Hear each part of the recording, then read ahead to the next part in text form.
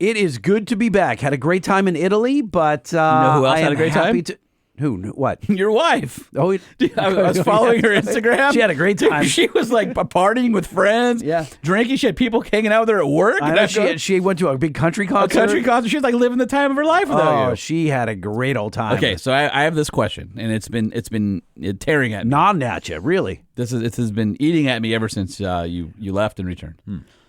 I watched your wife having a good time and realized she has to drive to those places.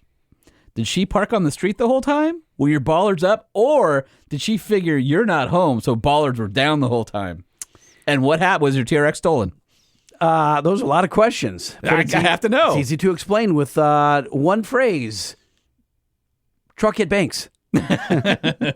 So I left my truck in the warehouse at Banks, locked up, and bollards could stay down because no one's going to steal the other cars that are there. Yeah. Yeah, but then the criminals are now going, no truck, no bollards. Let's rob the house.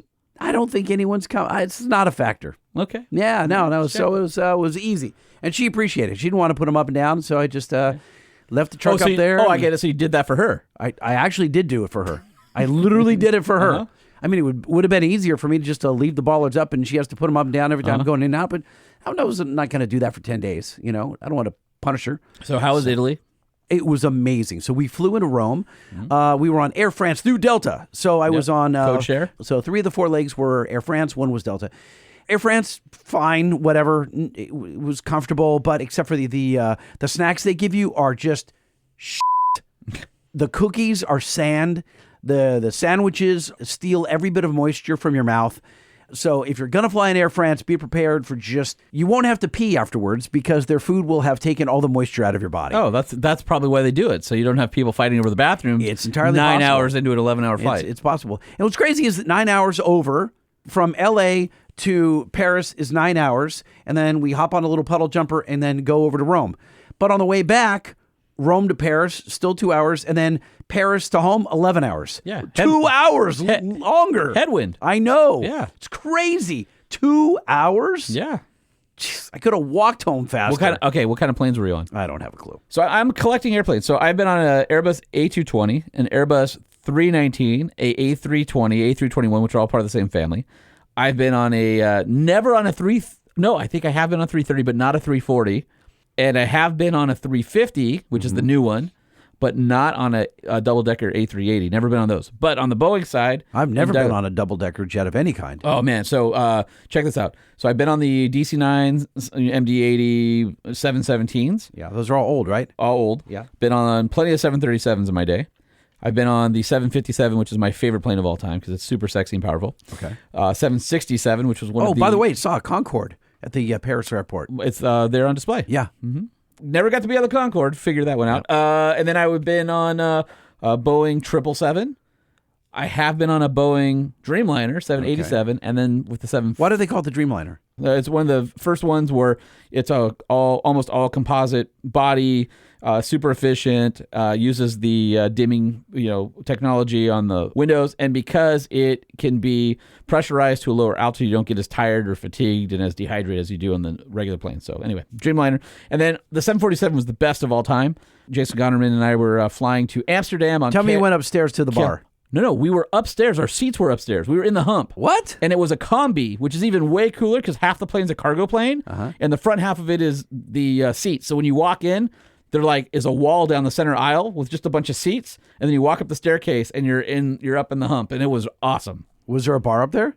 No, but we got served whatever we wanted. Oh, because it wasn't that the deal with a lot of those? Back in the day, they had a bar when upstairs. Flying was glamorous and stuff like that. Yeah, that's true. So. Yeah, people dressed up. I was trying to explain that to my kids, is that people dressed up in their Sunday best to go on a flight, and now you got all the girls like rolling in their sweats. Yeah, and then a lot of butt cracks. And a lot of butt cracks, and everyone's got the little donut around their neck so they can sleep and all that stuff. And it's just not glamorous. It's not at all.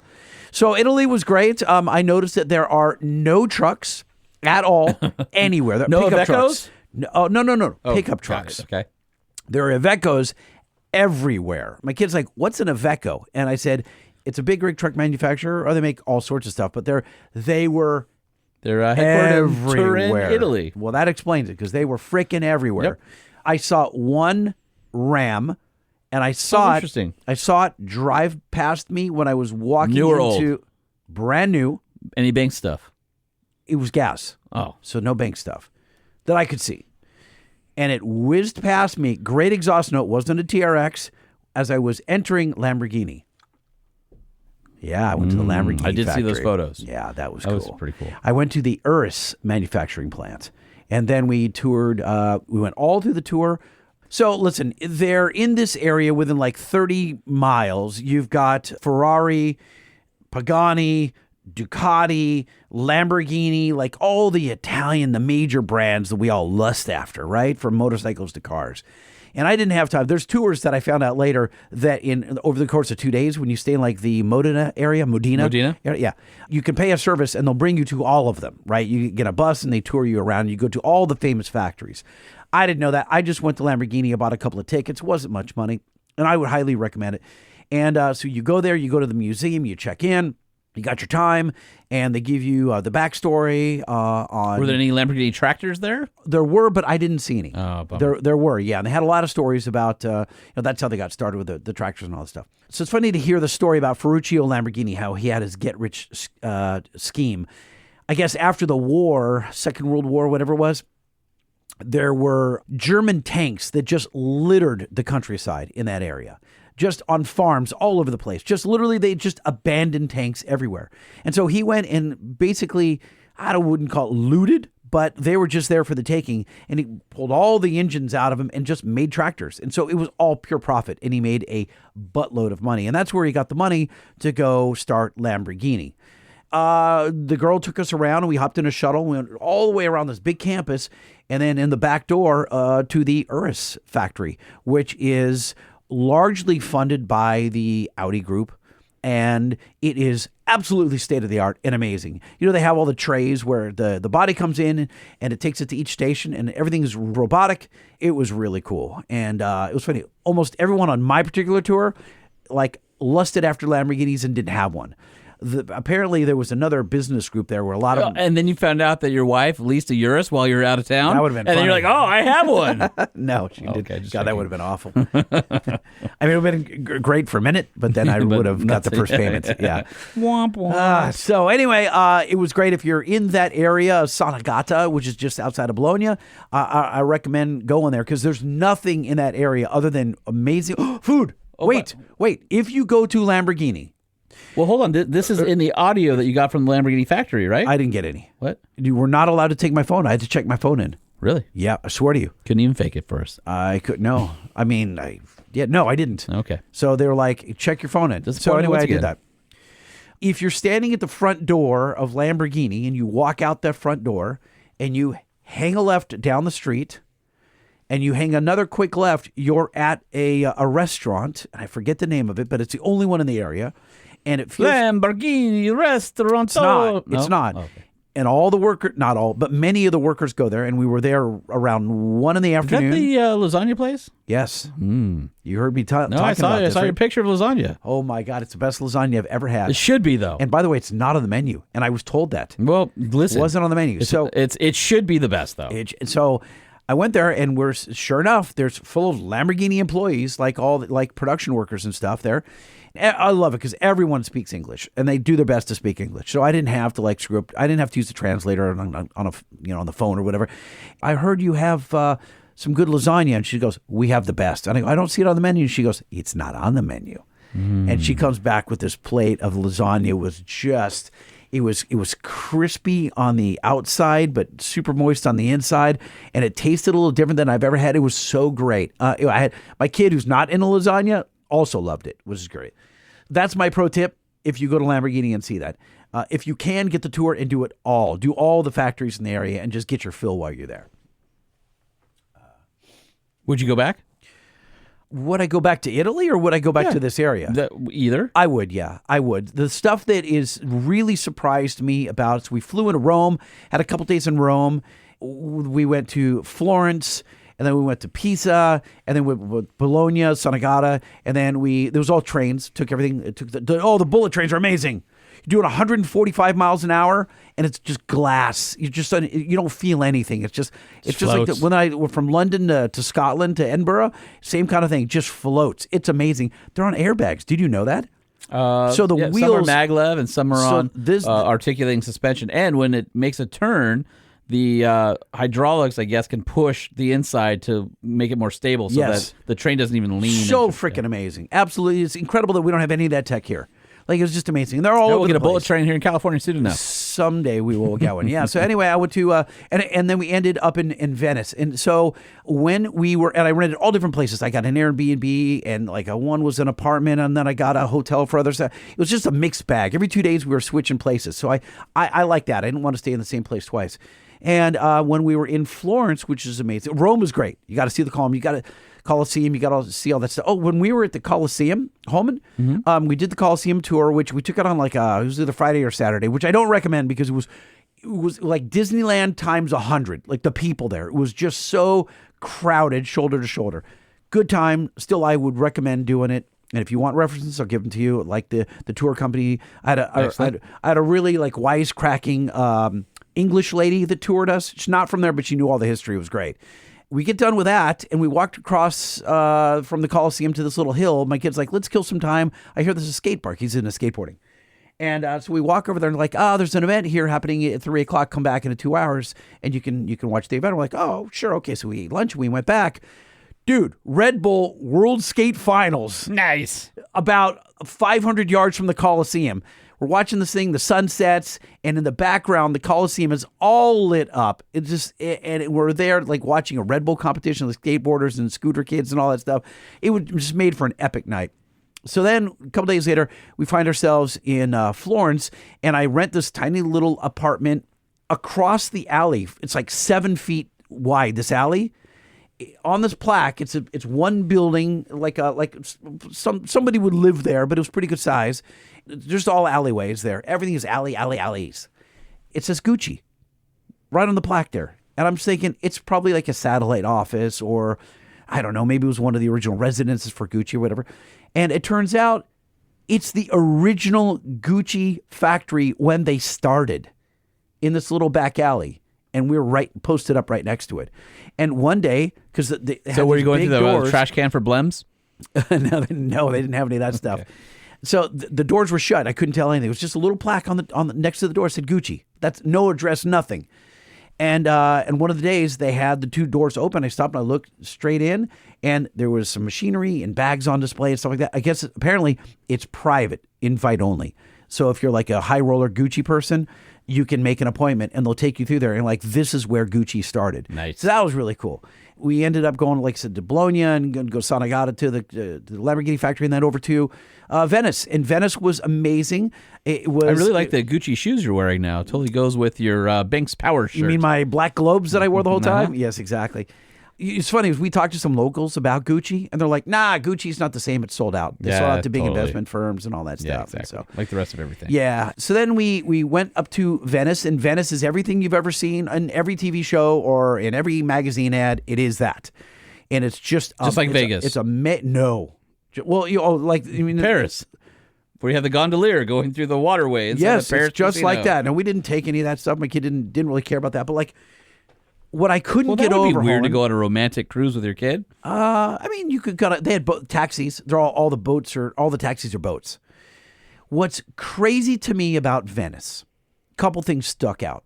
Yes, the city is freaking sinking. It's bizarre. Okay. The ground floor of a lot of buildings, the water has destroyed the front door.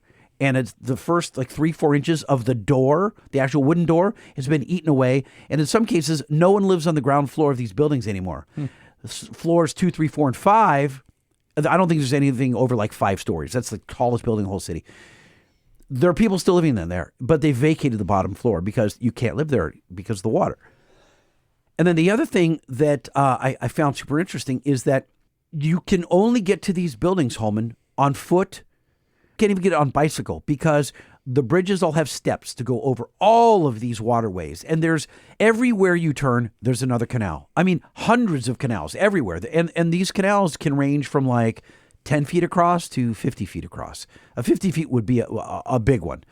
The Grand Canal is the one that kind of splits it all, but there's only one of those, and the big bridges that go for that. But like, dude, it's just bridges everywhere, and all the bridges have steps. So if you want to lug in your vegetables to your restaurant or your luggage to your house or whatever, you're going by hand, carrying it over bridges with steps. And I start to think, like, I wonder how they get like supplies in and out and trash and stuff. Sure enough, there's a trash boat. I'm not joking. Yeah. There's a freaking trash boat. They don't have a trash truck. In Way easier to metropolitan dump it off areas- a bridge in the trash boat. So, I mean, back in the day, they just threw everything right in the water and it made it out to the ocean, right? But now they have a boat with a crane, and the center of the boat is made out of metal. It's just a big metal box, and they have a crane, and they've got these special dumpsters that you pour all your stuff into. And they're shaped uniquely, and the arm picks it up and flips it upside down, pours it into the center of the boat. It's just like, what in the world? A trash boat. And then they take it to wherever, I don't know. I don't know where it goes, but it's like they have freaking trash boats.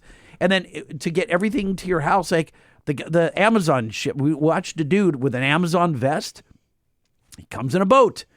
All the vegetables, all the food, everything coming in for the restaurants. Again, all by these little tiny boats. And they come super freaking early in the morning, and a lot of them are refrigerated. It's just, again, it's this totally different world. You don't think like... You think that there must be a back road in where they could drive a truck, right? A refrigerated truck. Were there scooters? No. Bicycles? No. Weird. You can't drive a bicycle up and down stairs. Yeah, I guess not. Dude, I'm telling you, this is a walk-only... Did you get your steps in? walk-only community. I've never walked so much in my life. Nice. Ever. I mean, dude, I actually lost a few pounds even though I was eating like an absolute pig. Pasta for every meal. I hope the people listening to this podcast right now have enjoyed going on vacation with you. I do not make it come alive. But if you saw the pictures that I posted... At LBC Lighting. The photos that I posted at LBC Lightning on Instagram, did I bring it alive? I think I did. I don't know. No? I mean, I didn't feel like There it was a with lot of you. selfies. It was good. Yeah, I mean, it was good. I mean, I was like, cool. He's in Italy. Yeah, but I mean... For 10 days. So people don't realize, like, we haven't done this show for 2 weeks. Yeah. And we crammed a whole bunch of stuff in the beginning to make sure that we didn't leave you guys hanging. And so now we have to figure out... I was editing on the plane. Well, yeah, but I mean, we didn't record. We recorded like Right. 4,000 hours in one sitting because we love our listeners. I don't know if they appreciate that or not, but I was just... It allowed Holman to do some stuff, and it allowed me to go on a trip. By the way, this was a graduation present for my oldest son who... when he graduated college, my parents and I, we pooled some money together, so he just wanted to go with me, and it was just the two boys trip. And my younger son is like, no. Take your older son. Yeah, That's because good. he's planning on something even grander. He probably is going to ask for a car or something stupid. All right. I don't know if we're able to remember how to thank our sponsors, but I'm sure Nissan would be incredibly proud to hear that you went to a place where they could not possibly sell a vehicle. No cars are allowed. No, there are no cars in Venice proper. The Truck Show podcast is presented by our friends over at Nissan, and if you're in the market for a brand new truck, you want to head on down to your local Nissan dealership and check out the Nissan Frontier. The 25s are on the way right now. Great mid-cycle refresh, lots of tech, great pricing, rugged, durable, and dependable. You can't go wrong with a Nissan truck. NissanUSA.com to build and price, or head on down to your local dealership, and also keep your eyes open because the all-new Nissan Armada is on the way. And Sweet. As you guys heard in a previous episode, I am super impressed. Cannot wait to drive that, which I think... I thought next you would month or have something heard, like but I was going to say, by now you should have got word that we're going to have one soon. Well, I'm flying out somewhere to a top secret destination to go drive one in like a couple months. I wasn't given an invite. Nope, you sure weren't. Damn it. Okay. But I'll invite you on a road trip with me in one if we can make that happen with our friends at Nissan. That'd be fun. I would do that. Okay. So, Holman, it's been a minute since we talked about the Banks Pedal Monster, and I want to refresh people's memories about what this product does. You've all driven a car or a truck that you felt like your input didn't match the output. Like you're giving it a lot of pedal, and it just took the engine a really long time to whether get up in a boost if it was a turbo car, or for the supercharger to spin up, Or on a Wrangler 392. All Better sorts of throttle vehicles. tipping. It was just interminable, right? You know what? I drive a lot of vehicles in just my regular world. Okay. Do you know how often I get into something I'm like, oh man, a pedal monster sure would be nice in this? It's funny because you're not the only person who said this. Like a lot of times now that people are becoming more familiar with Pedal Monster, they'll get in a car and go like, this could really use a pedal monster. Like they're grading the car on whether it needs a pedal monster or not. So what the Banks Pedal Monster allows you to do is tune the pedal and adjust the vehicle's response to your input, or vice versa. Almost all modern vehicles are drive-by-wire, and what that means is 50% pedal does not mean that you're getting 50% power. And with Pedal Monster, you can calibrate it to your own liking. So you can make 50% pedal, give 50% power. You'll find them for literally hundreds of cars and trucks at bankspower.com. And I'm hoping you guys are listening to the AMSOIL episode, or have our 2 episodes of touring the According AMSOIL to the episode. stats, a lot of you guys have listened. Yeah, so thank you. And we've gotten some feedback. Would love to hear more. Hit us up at truckshowpodcast@gmail.com. I know that Lightning and I both really appreciated going there and getting to see how all that stuff comes together. But AMSOIL is a great product. Hopefully that came through in their dedication to quality as well. So if you're looking for quality, full synthetic lubrication for your truck, AMSOIL has you covered with motor oil, lubricants, protectants, grease, additives, and more. AMSOIL's specialized products are engineered for extraordinary performance across automotive, racing, and power sports. They've been a pioneer in synthetic lubricants for more than 50 years, and their synthetics deliver wear protection, engine cleanliness, and fuel efficiency that conventional oils simply can't match. Find out how AMSOIL synthetic lubricants can save you money and time by helping your vehicle run better and last longer than with conventional oils at AMSOIL.com. AMSOIL, the first in synthetics. There has never been a better time to buy a retractable tonneau cover at EGRUSA.com. EGR just kicked off a freaking huge sale. You can get up to 30% off plus a rebate of $250 on all manual roll track bed covers. Let me say that again. You can save up to 30% off the best roll top tonneau covers, the EGR roll track, plus an additional $250 rebate. Hit their online store today at EGRUSA.com. The Truck Show. We're gonna show you what we know. We're gonna answer what the truck, 'cause truck rhymes with the Truck Show. We have the lifted, we have the lowered, and everything in between. We'll talk about trucks that run on diesel and the ones that run on gasoline. The Truck Show, the Truck Show, the Truck Show. Oh, oh. It's the Truck Show with your hosts, Lightning and Holman. Well, while you were out touring boats and Lamborghinis in Italy and eating lasagna, I was on a 2,000-mile adventure in a Bronco Raptor. So we can talk about it here. Let's do a truck review. Truck review, yeah, rolling coal and dragging truck nuts. Man, we're rusty. Yeah, but no, it wasn't too bad. I mean, it wasn't too good either. I feel like we're rusty. So sorry about the long Do intro. we need rust remover? And in Lightning's long story, I'm going to tell you my long story now. Oh, you're going to apologize for my long story. And then I'm going to tell mine. Okay. So Ford dropped off at my house a brand new... Gorgeous, by the way, made me... it was white. How could it be gorgeous? I thought it was sexy. Are you kidding me? Well, it was sexy because it was a code orange package. So I got a Bronco Raptor.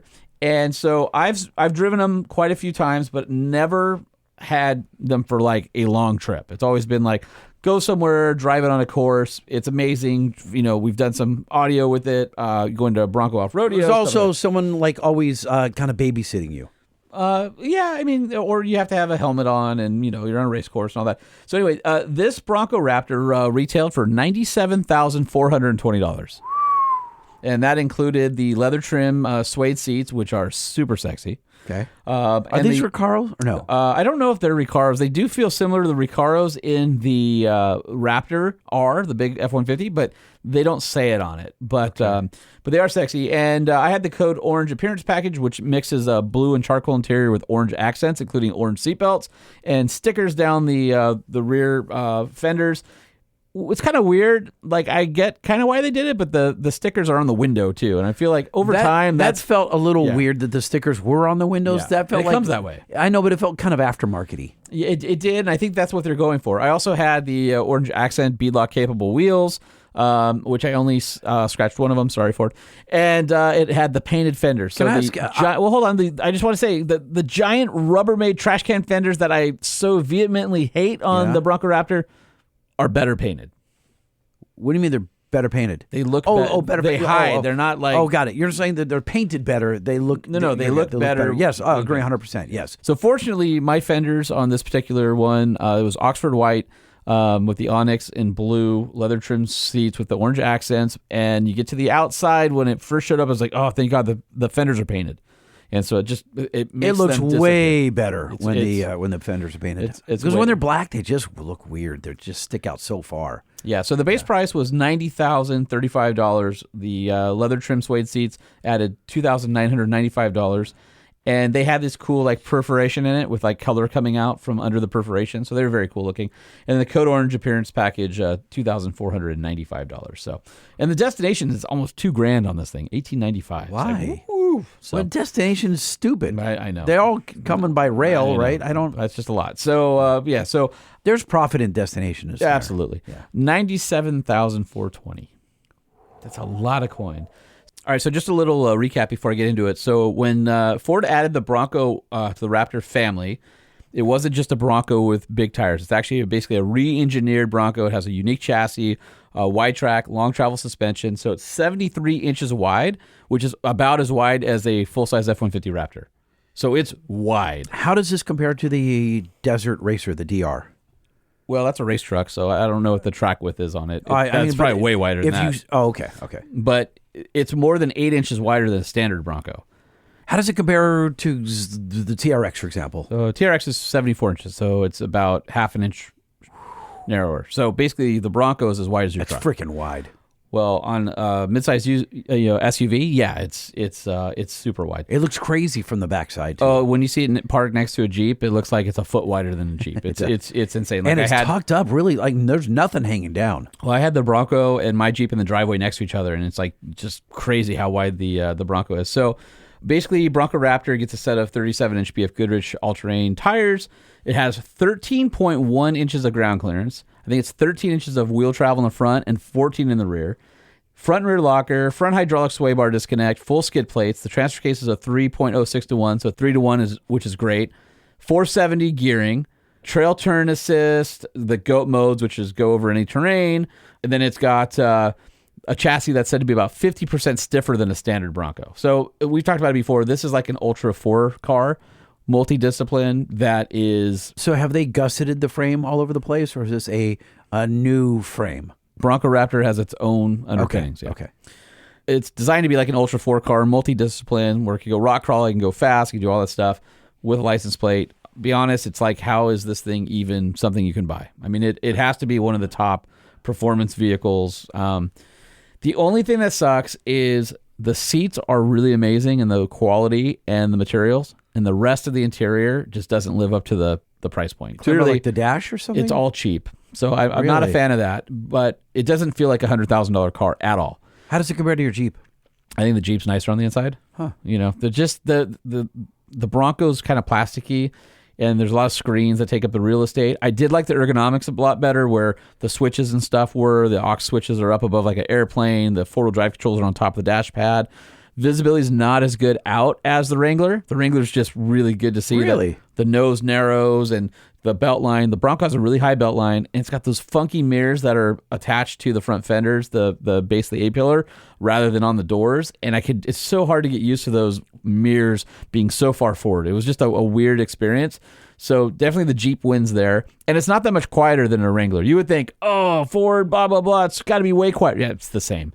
And honestly, with my Jeep, with my AEV suspension and my tuned Bilsteins, I'll tell you, the Bronco Raptor on the highway rides almost the same as my solid axle. It wasn't that much better. Huh. It was like 5% better. Directional stability was good. It wasn't 5% fantastic. Is pretty negligible. You wouldn't know. And in fact, I was driving it, and there was a few times I reached for things, just like in the middle of the night as I'm driving across, As if you're in states, your Jeep? I was reaching for things like I was in my Jeep because it was almost identical, like the sound level, the driving position. Like there's just so much that's so similar to the Jeep when you drive it, and you're like, take away the way it looks, like just drive it in the back. What about the handling? Because your Jeep in particular is like it feels like a go-kart in that it's very nimble left to right, like it's quick to react. Well, the Jeep, my Jeep needs a little bit more sway bar to it. The Bronco Raptor is nice because you can take the Fox live valve shocks. So this has 3.1 inch internal bypass Fox live valve shocks on it, and there's 3 settings on the steering wheel. There's also a setting for steering.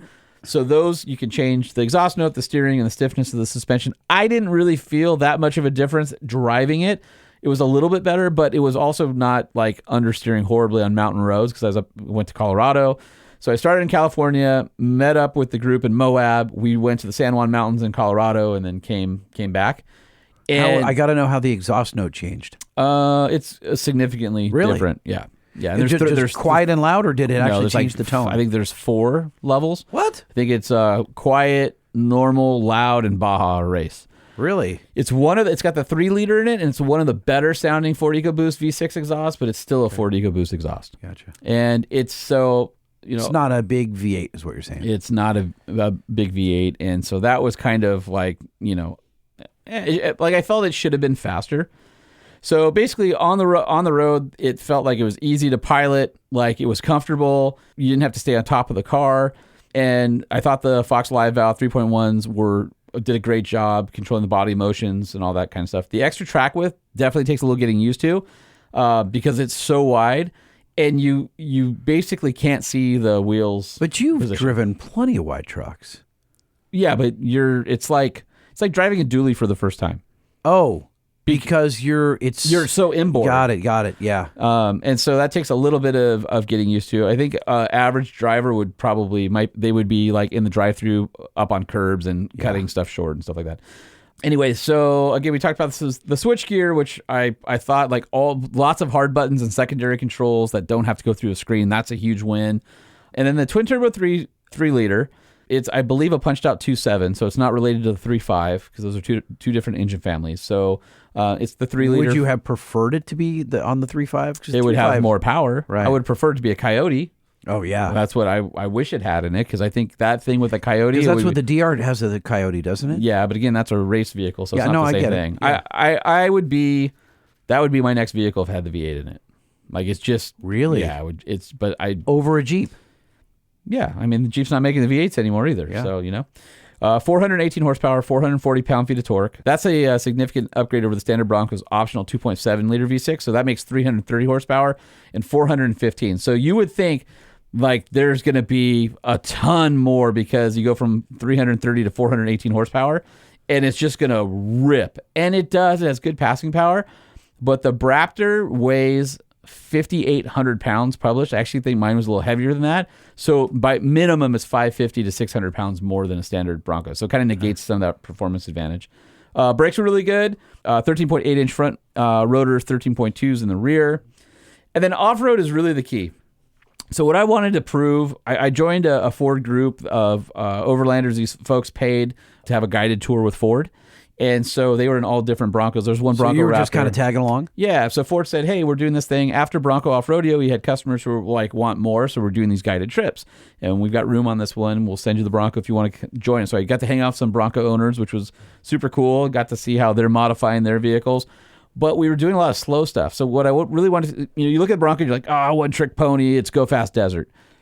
How would it do in like more of an overlanding scenario where you're low speed, you're modulating the throttle, you're using low range and all that kind of stuff? And honestly, it was pretty darn good. The suspension has a ton of compliance to it. So it's not harsh on the trail at all. It's comfortable. Going slow, what mode are you in? It depends, but because it's a 10-speed automatic in the 3-to-1 transfer case. No, I'm talking about the suspension. Because you can dial the suspension, right? Well, you just push a button. I'm saying when comfort. Okay. Yeah, I mean, I'm not bombing, so I don't need to be super stiff. That's what I meant, yeah. But what I'm doing is I'm in low range, and the nice thing is because of the 10-speed automatic, there's such a gear spread that I didn't have to keep going in and out of low range and high range. I could get to 5th gear, low range, and still be in low range, and it would be fine. So able to use the paddle shifters to choose that, which is super good. Was there an override on the paddle shifters? You brought it up. Like a lot of times you'll paddle shift, you're in third gear, and if you wind it out too far, it'll automatically shift to fourth. I don't remember. I wasn't paying attention. I think in manual mode on that, it just lets you rev it out. I don't think because some of them will straight up like over rev, like they'll go into the red. Well, some of them force a shift too. Yeah. Well, that's what I'm saying. Some do force shifts. Yeah, I wasn't driving it like that, so God, I can't don't know. remember if my truck will force a shift or not. I can't remember. I'm gonna have to go try it after we're done. So front and rear lockers were awesome, but here's the other thing. I don't like the modes. I like to drive, but I will say the GOAT modes work really well, especially slow speed crawling, lockers locked. Trail turn assist on the switchbacks we went on was awesome. And trail turn assist, where it locks up a brake? The rear inside tire, so you pivot around switchbacks. Instead of doing a 3-point turn, you can pivot that rear tire. That's awesome. The way it works is you activate it, and when you're at full lock, that's when it does it. And then when you're off full lock, it does it. And does it completely lock the brake, or does it just go? No, it locks it. And so it does not turn at all. No, you pivot off of that. Okay. So I thought Ford's GOAT modes and their traction control was actually really, really good. This thing crawled great. Like I was really impressed for having the go fast suspension and all that. Like it was really good. And were you getting all wacky sideways, like really? Like crazy articulation? No? There's an overlanding trip, so it wasn't like crazy rock crawling or anything like that. But we were going up over ledges and all that kind of stuff. It's nice to know that you can do like I can't remember if My Ford or whatever. They allow you to choose like all your settings and then save it. So you can go like, this is my configuration, which is super cool. Definitely needed a Banks pedal monster down low. It's a little bit wooden, but on the trail it was really nice to modulate it. And the turbos don't hit as hard as like the big Raptor, so I didn't feel like I was gonna hurt myself. And plenty of passing power going out there. Does it have different modes like economy, sport, whatever? Not economy. I'm just right. I get it, but like, does it have different? All the normal modes: mud, sand, slippery, snow. Baja, but those modes, towing. like those modes, affect the throttle input. Is what I'm saying. They affect everything. Got it. Yeah. So even with that, you still would have liked to have the pedal monster. Just in normal driving, I would have liked there to be a little bit more responsiveness, but it wasn't a deal breaker. It wasn't like some of the vehicles, like a Toyota, Tacoma or something like that, where you're just like, geez, how much more pedal do I have to give this thing? Price of entry, we talked about $97,000. I thought the interior was super cool. Love the code orange accents, all of that stuff, but definitely the cabin didn't otherwise feel special. Like the dash is still plastic; it's not wrapped. How was the audio system? Did you get to jam? No, the 10 speaker. No, it wasn't bad. 10-inch woofer in the back. Was it a Bose or what's in that? Do you know? I don't remember. Okay, Bang & Olufsen maybe. A B&O, really? I can't remember. Okay, 2,000 miles. I averaged 15.7 miles per gallon on that whole trip. How many? Pretty good. 15.7. 50. Oh, so I figure a mile and a half better than the 392. Thereabouts. It's also interesting because the EPA rating is 15 city, 16 highway, and I got 15.7 mixed. I was right in the middle of that, so nailed that. So yeah, I mean, at the end of the day, I think it was great. There's a couple weird things I don't love about it. I didn't love the plasticky interior. I didn't love the mirrors that are so far forward. Wind noise was comparable to a Jeep. No big wind there for them.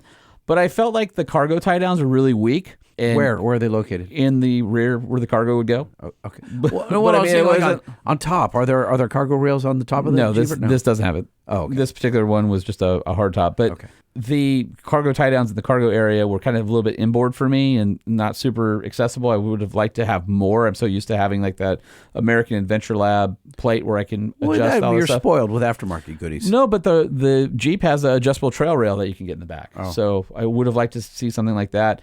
I will say that the trail sights on the leading fenders were awesome for knowing where the front is. Because a lot of people think those are for looks, just like it's an aesthetics. You can use them for a tie down, but they were originally designed because a Jeep, the nose narrows as it gets to the front, which gives you more visibility over the edge. The Bronco raises on the sides and it's straight, so it's hard to judge where the front of it is. That being said, those things worked out great, and the cameras were awesome. 360 camera and trail cameras and all that stuff worked great. I will say that I couldn't believe the 12 volt in the cargo area wasn't hot all the time. So it would stay hot for like an hour after you shut it down. So when you have your fridge plugged into the back, it just turns off. Oh, that sucks. Where Jeep has it where you can take They're doing that so you don't drain the battery, I assume. Well, yeah, but why are they deciding on that for me? I don't know. My fridge has low voltage cutoff, and in a Jeep, you can switch a fuse between one position or the other to have it keyed or battery. So you decide as a customer. I wish Ford would have done that. And then I had a few times where the driver assist would freak out in broken pavement. Like it would get rough and it would be like, "Rah!" and like get mad at me. And the other thing I'll say, build quality of the body was good. No squeaks, no rattles, even after driving over all sorts of broken terrain. Got it up to 13,000 feet at this one summit that we went to. It was actually over 13,000 feet. And the turbos. That's a big jump you went off. Dang. Yeah, I landed it too. And it was a sweet jump.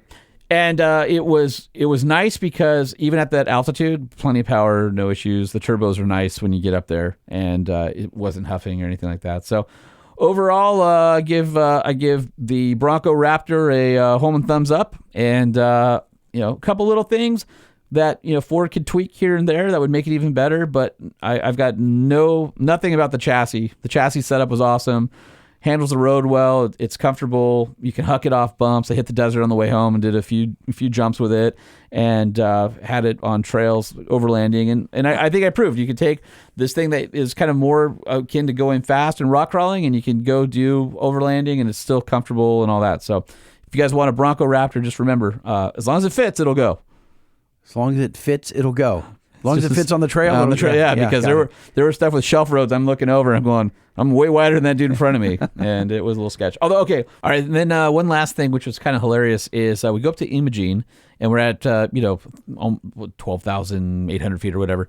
Here comes a line of Jeeps from the other side of the mountain through the pass, meeting our line of Broncos. Uh-oh. Oh, no, this is a turf war. It was like Anchorman in the park, except nobody would make eye contact with me. And I was like, what the hell? So, like, they were all driving. They wouldn't wave. They didn't look. All a bunch of bougie Jeep people. Like, my people were disowning me until the last guy in the group rolls by, double takes when he sees me. No, wait. So, before you tell me what he does, are you passing each other where it's like driver's door to driver's door going the other way? Yes. Oh, so you're like... It's a narrow trail. We're at the pass. Okay. We're parked off to the side. You're looking into their back eyes. as they're coming up in front of me, and they're not looking back. And the last guy looks at me and he goes, kind of double takes. He goes, shouldn't you be in a 392? No way. Yep. No way. Yeah, so that was funny. Some dude on the trail was like, I'm like, oh, I'm borrowing this. And he's like, well, at least it's a Raptor. So here's the thing that's funny. Most people around there, because it's like all Toyotas and Jeeps, right? Like there's a few lone, Bronco guys floating around, and they just don't get any love. I will say, like at the gas station around town, the only reason I got love is because I was in a Bronco Raptor, and people are like, all right, well, I'm not a fan of Broncos, but that Raptor's pretty sweet. Because it looks rad, or because it's more power? Well, I think they know that it's a more complete machine, right? It. Like it's higher end. It's not a poser. No, it's definitely not a poser. So anyway, just be careful if you go to Colorado in a Bronco. Bring friends. Okay, so before the show started, you said you went down a rabbit hole, and I thought, wait, is this going to be one of your political rabbit holes? No. This is going to be like, so what? It's nothing to do with the hat that I'm wearing, tinfoil or red. I know, yeah, he's got a red hat on, and it's not Fred Durst's hat from Limp Bizkit. How dare you? Yeah. Tell me what's going on, because it has something to do with the truck, I heard. Well, so I'm in a dilemma. So I know that I'm going to need a pickup truck again at some point. And I need something that can haul projects around, like the flat fender, which I need to bring home. And I need to, we might have a Volkswagen project with my daughter at some point, and got some family property that got access to. I'm like, I need a ranch truck. I need something. Aren't you still paying off the Jeep, though? Well, this is like a couple of years from now when the Jeep's paid off. Okay. So Jeep's paid off. It's doing its own thing. Future plans. This is a vehicle down the line, but I want to start getting used to like what's out there, what the pricing is, so I can kind of keep my eyes open. And honestly, I just for fun, I went to Ford's website and looked at the new Super Duties just to kind of see. And the basic Super Duty is like almost 50 grand, 48. You're talking about like a 7.3 or a 6.7? No, so gas base, or diesel? No, base, 6.8. Oh, base with gas. Yeah, 6.8 Godzilla, smaller one. I don't want one of those anyway because I don't need another new car. Don't care. Also, don't want over-the-air updates. I need something that can sit at the ranch and still get a start. So here's what I have to have. In my mind, has to be four-wheel drive, has to have the ability to have a decent stereo in it, has to have cruise control. Single cab, dual cab? Has to be a regular cab, long regular bed. cab? I want a regular cab, long bed, 4x4. So I don't need to recline. And I don't care. I want solid axles and a front bench seat. Okay. Fit 3 across, old school. I love that pickup truck experience. I want something with 8 feet of bed for hauling things around. And Long beds are awesome. Listen. That's one of the reasons I love driving that old Ram Dually. If the wife calls me and says, "Hey, we got to go to IKEA. Can you go get the truck?" I want to be able to have the right vehicle for it. Because right now, I don't want to strap something to her new car and dent the roof, or the Wrangler's not really made for that. And so we have her everyday family car, and we got the fun car in the Wrangler, and the Aria is the commuter. I can probably, when that lease is up, maybe, I'll be in a spot where I don't care as much about the fuel economy. I don't need the around town car. What I really need is the around the ranch car. Okay. Or around the house and the projects. Well, I was going to car. say, if you store it at the ranch, then you can't go to IKEA with it because it'll be at the ranch. We could drive there and pick it up and come home. It'd be put in the barn and then it's fine. But here's the thing. It has to have solid axles. So that's a Ram or a Ford. And I really got it narrowed down to, I like that 08 to 2010 Super Duty. Yeah. But I think I'd want to get the 6.8, and they're really hard to find. Okay. I want clearance lights, and there's a lot of XLs, but there's a few XLTs. The thing about the XLT, You can add the clearance lights later. yeah, but the Sell those. XLT looks a little bit better with bright work. Has the bigger wheels on it. The grill's aluminum. different too, isn't A it? little bit. It's got it's chrome. But Is that the year? I'm trying to think. That's the year with the two big fat bars across the grill. No. That's 11 to 16. Oh, that's 11 to 16, yeah. This is the one where they flip the headlights to being low for the first time. Oh, yeah. And I really like the way. That's one of my favorite looking Super Duties. I love that. But I don't know if a 5.4 would be enough. And I don't want a diesel because I think it would sit 3 months at a time. And it's funny because I don't know anyone who even I don't get requests for 5.4 parts ever. Yeah. You get the 6.8, the V10, The V10, right? which I think would be You cool. get a lot of requests for those parts still. Yeah. And then at least I do. Yeah. I hear chatter about those in the groups and to us at Banks. And then I hear 6.7. I mean, the 11 to 16 is I would Well, this caution- is okay. So this is 08 to 10. So that's the 6.4. So it would require a lot of bulletproofing if it wasn't Right. bulletproof already. I'm sorry. Yeah. So my Well, I've ruled that out. Okay. I've ruled out the 6.4. Okay, I'm so I saying have to- so- you would want to go the earlier V10. the V10, correct, or then you skip up to the 11 to 16 with a 6.7 liter diesel. So, but the 11 to 16 also has the 6.2 V8 gas, which would be good. And I'm thinking I like gas. I like not having the diesel maintenance, although the diesel at that point is pre-def, so that's really good. So I'm kind of like, I don't want there to be a lot of maintenance. I want it to be super easy. I want it to be able to, do the job, get it done. I want to have a rear locker in it. That's it. Skid plates, tow hooks, a hitch, 10,000 pound tow package. So what's your or ideal payload price? package.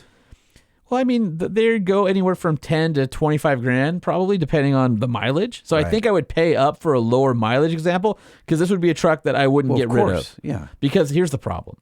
Everything new now you're starting to get into over-the-air updates and having to be connected. I don't want that for the ranch truck. I want the ranch truck to be like a lot more simple. And I love the OBSs, but those are really expensive, especially with low miles, and the computers and stuff are starting to be problematic. They don't have as much power. I think you'd be looking at. I mean, I would suggest. I would say, stay away. Probably if because I'm going to put you to go to the diesel a little bit, which I don't hate. Right. It's just, do I want? But I don't think you want to complexity? go with from what I recall. Did you see that video that Gail Banks did? I don't know. It was like 3, 4, 5 months ago. He was given an engine by Ford back in 2010, the first 6.7 liter before they launched it, because they came out new in 2011. They'd given this engine because they wanted to sell him a bunch of engines, and he never did anything with it. Sat on the engine stand. I don't even think it had lubricants in it at all ever. Brand new engine. And just recently he decided to tear it all apart, and we went through it, and it had so many innovations on the engine way back in the day. It was incredible. Like all of the oil lines, there's no external oil lines. They're all in the casting, which is really in the casting of the oil pan. It's really bizarre and cool. And then the turbo, for example, the turbo had a dual compressor wheel. Have you ever seen that before? Yeah, I remember when that turbo came out. Now, I have heard they ended up swapping most of them out under warranty because I guess they just imploded. They didn't work well. But in theory, the way they worked is they could spool up a lot faster and then have better top end. But I guess they were just bad news. The mechanics hated them. So I would say you avoid if you're looking for the 6.7, you avoid 2011 and 12. You start with a 13 to 16. If I go diesel. If you go diesel. But I would say like the 6.8, we sell still a snot load of like headers and stuff? The headers, yeah. I mean, they had pea shooters, so when you open them up, you get 40 horsepower just by putting headers on. Those are CARB approved too, right? Yes, they are. And people use them for their motorhomes because a lot of the pushers had the 6.8 long past the trucks had them. Correct. So, like, I like the idea of that, and then you get into the second generation of the 6.8, so like the 08s to 10, and you don't have spark plugs shooting through the hood. So, what I'm curious about, yes, I could go with the Ram, and I know a 5.9 is great, but I also know like a 6.4 Hemi would be good, but the trannies aren't super great in those years. I like the way the Ford looks, and I definitely don't want the IFS of a Chevy. So it really narrows me down to the Super Duty, and they really keep their value well. Yeah. So I'm like struggling. And again, this is a truck that I would keep. You know what they don't keep forever? Well? The steering wheels. Well, I know the steering wheels. Some of those are. If you don't have a lariat, you can't get a lariat on a regular cab, so you don't have the leather wrapped, and they're like disgusting at like 30,000 miles. They get all sticky and gooey and gummy. Worst case, get it wrapped or I get a new steering wheel or something. But I'm looking at it, I'm like, man, that's the truck, and I would never get rid of it. Like I would buy it once, so I would pay up for low miles. It's just a matter of 6.8 V10 if I could find it. Do I go 6.7 diesel, 6.2 V8, which I really like? You guys own those trucks? No one really talks about the 6.2 V8 though. I know. You kind of go from that, like you said, the two areas of like where they shined was the 6.8 and the 6.7 V10 and the 6.7 diesel. Yep. No one really talks about the 5.4. Well, that's because the 5.4 is like low on power, so I'm like that would be hard. I think at a Super Duty if you're towing and hauling, especially going to Moab up the grades. Yeah, I think a 6.8 would be great, but they're hard to find, and I want the clearance lights on top, which is also hard to find in a regular cab.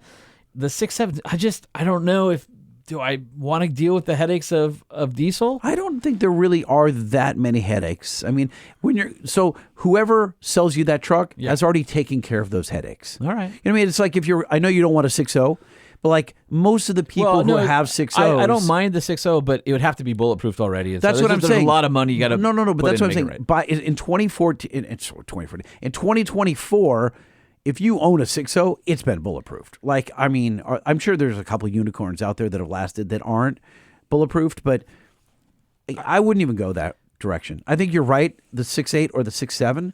What does our listener think? So, truckshowpodcast@gmail.com. What do you guys own an 08 to 10 gasser Super Duty or an 11 to 16 gas? I would 13 to 16 13, diesel. Yeah, 13 up. So what do you guys think? What do you know? Like I'm struggling because I want to know. In my mind, I know the truck I want. I just don't know the configuration of the drivetrain. Like I know I want a 4-wheel drive. I know I want regular cab. It doesn't have to be fancy. Here's what I want: cruise control for long trips, a decent radio, air conditioning. Do you care about power windows? Don't care about power mirrors. Don't care about power windows. I do want clearance lights on the cab. What about manual or electric seats? Manual. Yeah, don't care. Okay. Yeah, it's a bench seat. I just want the XLTs are nice because you get some creature comfort. Did they have sliding rear windows or no? I Both. Can't remember. They didn't. Okay. Do you care? I'd rather have just a solid rear window. Okay. Because just less for somebody to break into. The XLTs, again, you get a nicer bench seat instead of that vinyl piece of junk. So I think I would go XLT, and have the nicer interior. Not necessarily because I'm bougie, because I don't even care if there's carpet on the floor, but right. I do want a seat that lasts. Well, you could even get cloth, and then we call cat skin. Yeah, we can just do. Well, they have that new non-leather that's like super well wearing. That's kind of nice. At some point in my life, I have to have that truck to do the work that I need a truck like that to do. And again, I'm willing to pay up for it. And again, you wanted to go long bed? You got to go long bed. Regular cab, long bed. I don't want the additional headaches of rear doors or rear seat. None of that. I just want headaches of rear doors. I just want no one has headaches about rear doors. I just want a regular cab, long bed, 4-wheel drive, like a classic American truck. That when the barn door rolls up and I go, I can go grab that. I can bring it down. I can tow things, places, projects. No, I get it. The Wrangler tows 3,500 pounds. Right. Like it's not that. Right. So I just that's. Or do you guys have a truck you want to sell Holman? Well, he doesn't have any money right now, so this is probably like no. A year or two out. No, he's got a. I'll trade you Lightning. He wants a layaway program. There we go. Yeah, maybe that'll work. I'll add it. Does anyone do layaway anymore? Remember when Sears, when your kids you get a layaway and start buying Christmas presents? Yeah. So I got to have that big Lego kit. So Yeah. I don't know. I want to hear from you guys. Again, truckshowpodcast@gmail.com. I gotta know. Dude, What? I totally off the top. I just said Legos. Dude, one of my buddies got a job at Lego.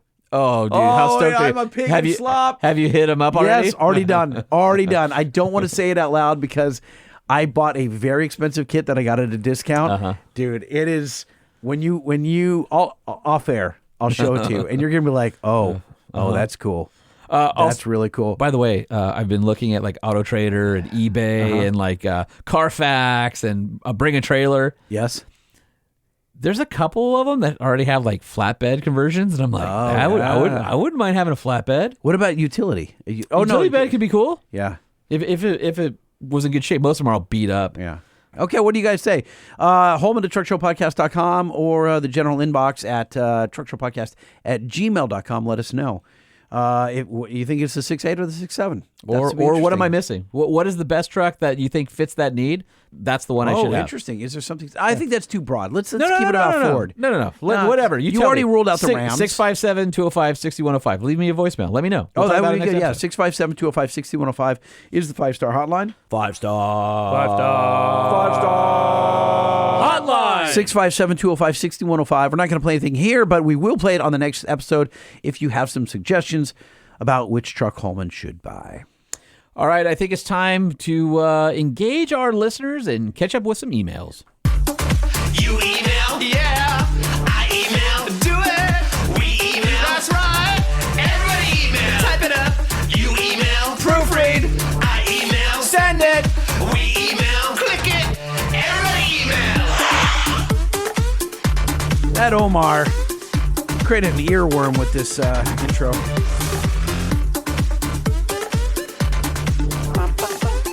You want to go first? You want me to go first? Go for it. Lightning at truckshowpodcast.com, Holman at truckshowpodcast.com, or truckshowpodcast@gmail.com. First up is Jake Palmgren. Subject line is 2011 to 2016 D-Max fuel pump failure audio. Interesting. Okay. Hey, Ballard Boy and Light Pod. No, hold on a second. Ballard Boy and Light Pod that's is both the you. same. That's yeah, me. he slammed you twice and me 0 times. That's interesting. Here's the audio from my LML's fuel pump failure. Forgot to send the follow-up email. I would love to have a way to communicate with the other Truck Show podcast listeners. Great idea. I guess he's talking about us doing Our Facebook group. Oh, wait. We did an Instagram live. Which was awful. It was awful. I hope nobody saw that. There was about 30 people that Well, saw it was funny because some dude from like Africa or Yeah, Europe that who went did- sideways. You somehow selected him to talk to us, and he was speaking a foreign language. And That was really He weird. was like sitting on like a blanket with his legs crossed at a table and yelling at you. It was super weird. So we're going to schedule like a drinking party. I'm going to steal this from Ralph Showbiz Beat, one of my buddies. He does this once a month on a Friday night, and they all get drunk online together, and it's a big hoot, as they say. We keep promising something like that. We're actually going to do it. We're going to do this very, very soon. In the next couple of weeks, we're going to do this. We're going to tell you when it's happening, and you'll just join in. We'll have a big like web conference. It's free to, and it'll look like I don't know, the Brady Bunch, where there's a bunch of squares, right? And we're all looking at each other, all drinking. I'm not going to be a square. Right, that'll be fun. Anyway, so Jake goes on to say, General Motors, I know someone from your department is hearing this. That ain't true! That's not true! So get your facts straight. Yeah. And I'm going to play his audio.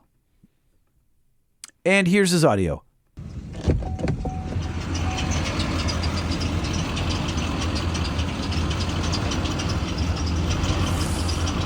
That doesn't sound good at all.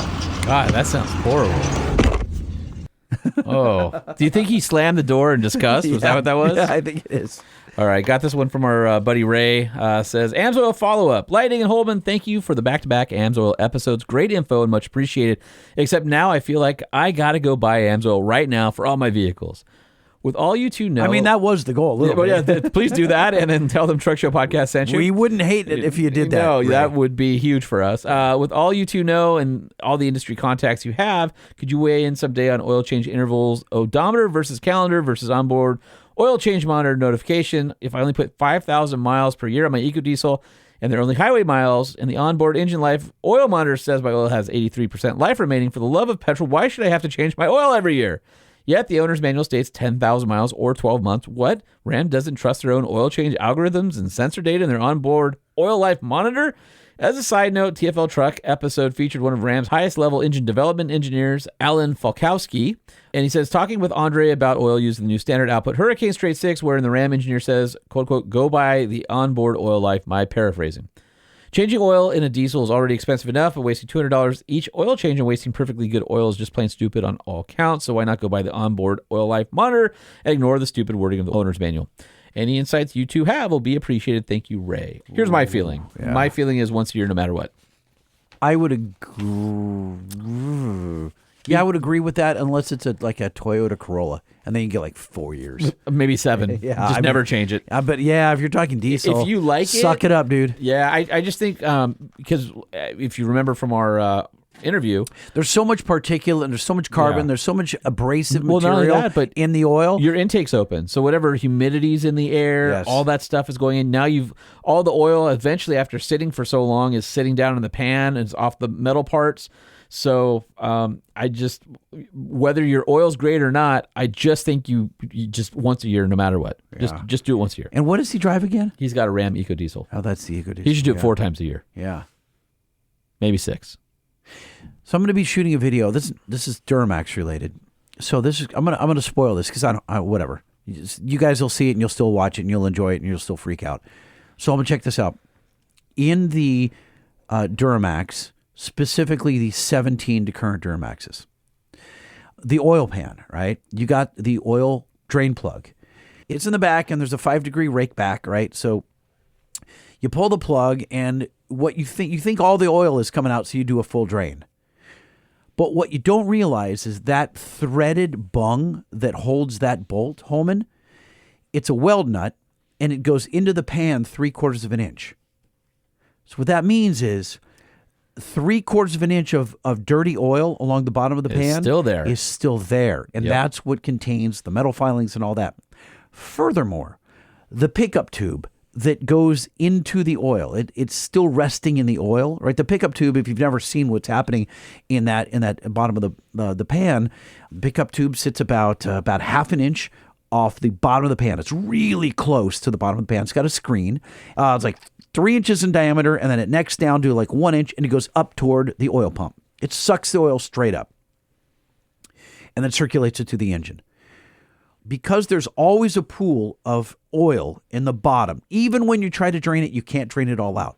So there's let's call it about a 1/4 of a quart of oil, a pool at the bottom that you're never getting out. And then there's another few ounces that are in the pickup tube. So you've got this oil that's now captive, and it's the dirtiest oil in your engine, and you can't get it out. You could keep doing oil changes, but it's still always going to be there. And here's the crazy part. Let's say it takes 10 quarts to fill it after an oil change. But guess how many quarts they put in at the factory? 11. There's always a freaking quart of oil in your engine that you can't get out. It's like 11 or 12 with the oil cooler. So, Lighting, what do you do about this? When you go to a higher capacity pan, like the new Banks oil, and which has the drain plug in the right spot? It has a drain plug without the boss. It's threaded into the casting because it's die-cast aluminum. Yep. All of it comes out. Literally every drop comes out. And of course, there's a magnet drain plug. It collects any filings, and you can scrape them off with your finger. I'm not trying to sell this pan here. What I think is fascinating is that unless you were told this or shown this, you'd think you're getting all your oil out. But there's close to a full quart of dirty oil in all of the Duramax engines. And this is true for all of them with a weld bung on them. And we're going to do some more exploration to find out if Ford and Ram are equally as guilty of this residual oil in your engine. But that stinks. Sorry. Back to you for the next email. Anyway, hey, Lightning. I got this one from Jesse Talley. Says, old or new? You almost said, have you heard? I did. Hi, guys. I'd love to know your opinions and suggestions on this. I go back and forth sometimes whether I should keep my current truck or upgrade to something newer. It sounds like the conversation we just had. Right. I currently have a 04.5 Dodge Ram 2500 Cummins with the NV 5600. Yeah, 6-speed manual, baby. It's pretty low mileage. I've done a few minor upgrades like 37s, third and front springs and shocks, fuel filtration, etc. I love the simplicity of this truck, but sometimes that can also be a downside. My wife and kids hate riding in it because it's loud, rough idling, hot in summer times. It can also get a little cramped with all 6 of us in it. If I upgraded, I would go to a new Ram 2500 diesel, most likely. I use the truck for a mix of running around town, towing, off-roading, long trips, etc. Would you keep the old truck and try to do some upgrades to make it more comfortable, or just upgrade to something newer? I'm concerned that if I try to modernize my old truck, backup camera, window tint, sound deadening, upgrade stereo, more suspension mods, upgrade lighting, etc., I will waste a lot of time and money. It will never be anywhere near the comfort and convenience of a newer truck. Conversely, if I buy a newer truck, I'm concerned about all the emissions issues, warranty issues, etc., that seem to plague new vehicles, especially diesels. I'm interested to hear your opinion since you both have experience with old and new vehicles, especially diesels. What do you do? Thanks, Jesse in Grand Junction, Colorado. What year is that again? 04.5. So 04.5 is not old enough in my book. Keep. Yeah, to keep. If you're talking 90s, that's cool and worth it. I would get the new truck. I'd get the new truck too. And get a warranty. That's correct. I think like if it was your project and you're like, hey, I'm going to retire this for me, but the fact that your wife and kids and comfort and all that kind of stuff. You know what? This guy right here, he's a classic victim of social media. Maybe. Because if you hang out on any of the groups, God forbid you're on Everything 6-7 Cummins, which is like 160,000 members on Facebook. You'd think that every single Ram truck on the road made after 2019, all 5th gen Rams, you'd think that every single Ram has DPF failures and they all have CP4 failures. It's just not true. It just happens to be where everyone goes to complain.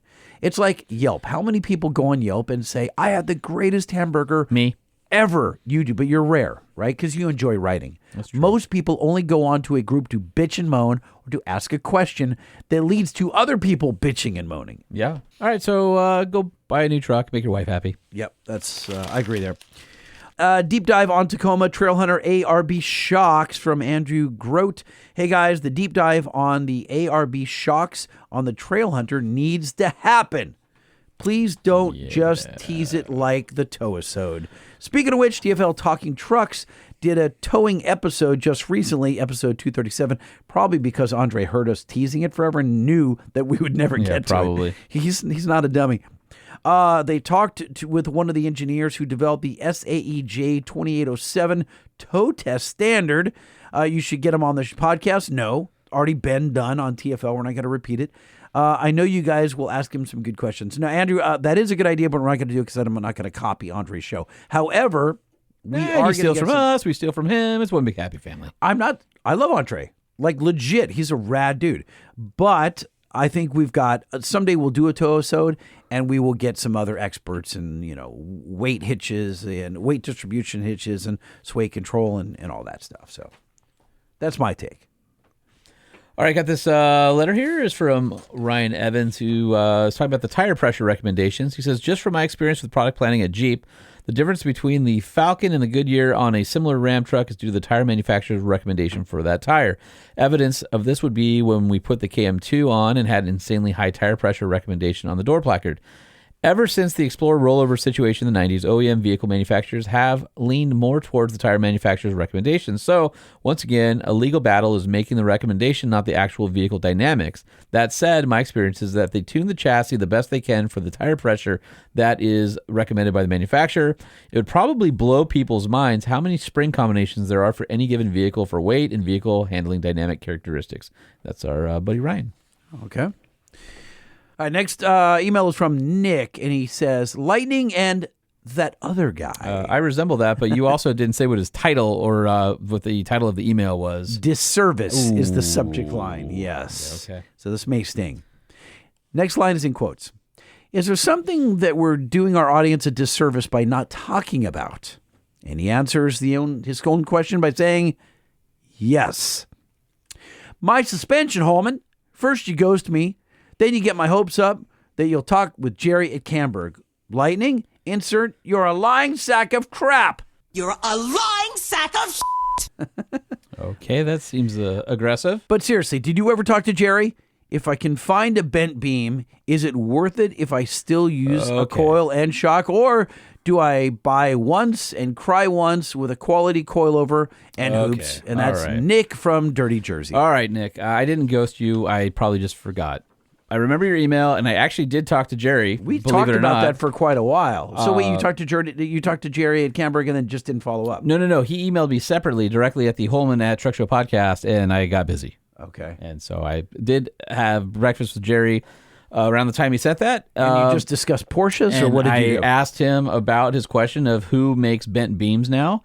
And I think he said he doesn't do it anymore, but I think AutoFab still does it down in San Diego or whatever. John AutoFab. I recall having this question. Maybe we did do this on the air. I don't know. I remember talking to Jerry. I asked him. You brought up this company in San Diego before. AutoFab.com. Yeah. Nick, AutoFab.com. AutoFab.com. Yes, just go there. Okay. They've been doing bent beams and all that stuff for a gazillion years. I'm sure they still do it. Okay. So.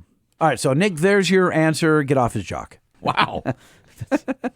Well, Nick knows I love him. Seeming aggressive? No. We're buddies. Dennis Durrell writes, Waze speedometer. Gentlemen, in regards to the question about the tire size increase not affecting the speedometer on Ram Jeep, the issue is that Waze will supplant the GPS-derived speed with the speed from the vehicle speed sensor in certain situations. I'm not sure if this is a feature or a bug, but this is what it does. If you unplug your phone from the USB port, it will revert back to GPS speed. Oh, so it must be reading the CAN bus. That would make sense. Plug it back in and it will hold GPS speed until you start interacting with the app, and then it'll switch back to using the VSS speed. I use Waze for everything as it does a great job of optimizing routes around congestion, as well as indicating a good percentage of speed traps and all the red light cameras, and not having the GPS speed displayed is a bit annoying. I guess this also opens the door to discussion using a speedometer correction when going to oversized tires. I appreciate your position that having a correct display in the vehicle is desirable. However, the counterpoint to that is that it can potentially aggravate the gear ratio effect of running larger rubber. Consider a stock vehicle that at 30% throttle is set to make a 3 to 4 shift at 35. With 35s, it still will make that shift at 30% throttle and a displayed speed of 35 miles per hour, even though the truck is now going 38. But if you alter the speed signal, that 3 to 4 shift will now happen at a real world 3 miles per hour slower. He's right about that. No, I get it. So you're encouraging the truck to short shift, the exact opposite thing that you want to do with a larger tire. Now there's more that goes into the shift logic than just speed. By altering the speed signal, will only act to encourage an earlier shift. Of course, you can always employ the Portman's regear, which is run in tow haul mode. And in Ram, that has the added benefit of inhibiting MDS. If knowing the true speed is critical, I can always glance at Waze, unless, of course, it's plugged in and using the VSS. First world problems are a real thing. 5 stars, Dennis Durrell. 5-star review! 5 stars! Now, I is he get talking it. about? Well, hold on a second. Is he talking about Waze on the mobile app? Yes. Okay, when now- it's plugged into your car. How in the hell is that? Oh, wait a minute. The CarPlay app? Yes. Because CarPlay can read some stuff On from CAN. the car. Got it. I think so, depending on the vehicle. Because otherwise, I've never seen a mobile app other than one that has a dongle to the OBD port. I've never seen one that interfaces with CAN. So I don't know 100% how or if that works. I'm going off of his word, but that definitely makes sense. So if it's a CarPlay app, maybe it gets CAN. But I'm going to do some research on that as well. Yeah. I'm just not familiar and with that. I rather have short shifting because 3 miles an hour isn't going to be a big deal. I'd rather have the correct speedo. Right. Yeah, I mean, I've noticed Because on my truck when I went to listen, 37s, it changed the shifting. Yeah, for sure.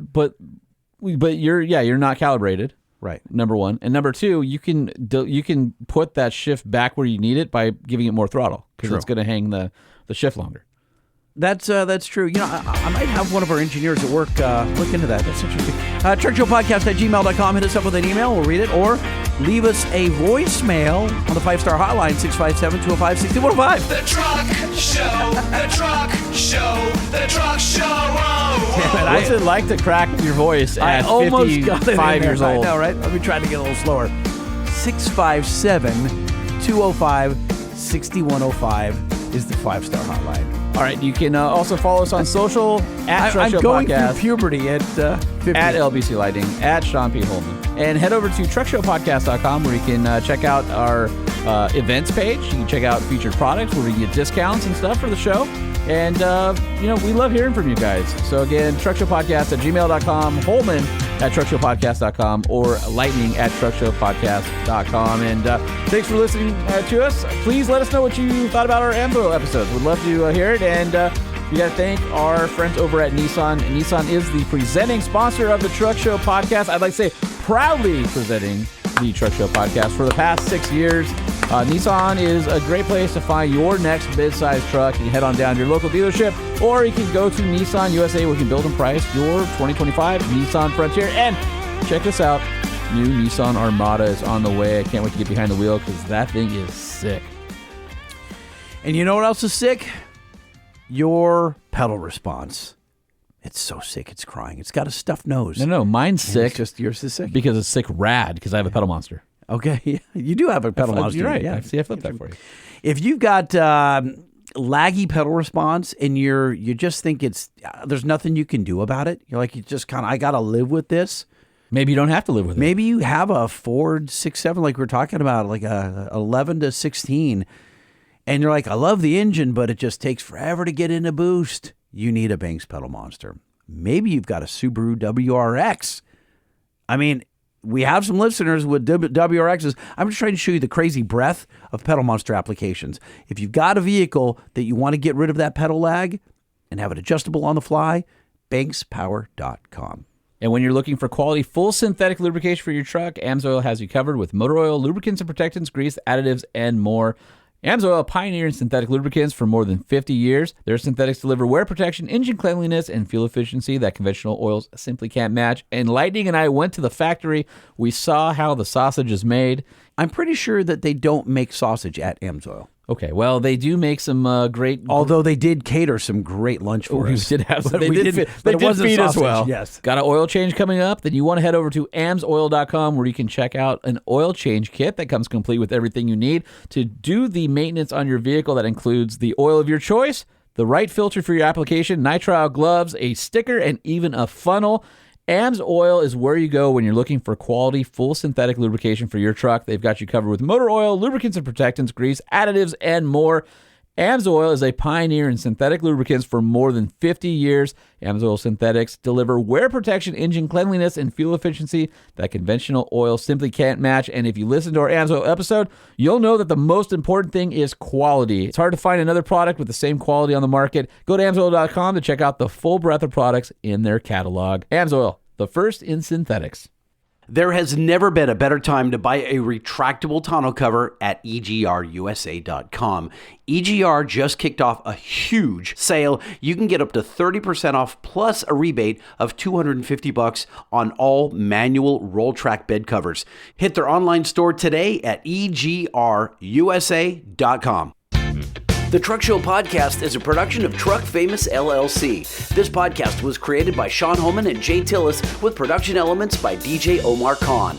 If you like what you've heard, please open your Apple Podcast or Spotify app and give us a 5-star rating.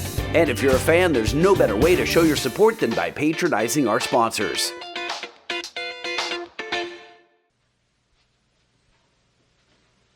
You're still here? It's over. Go home.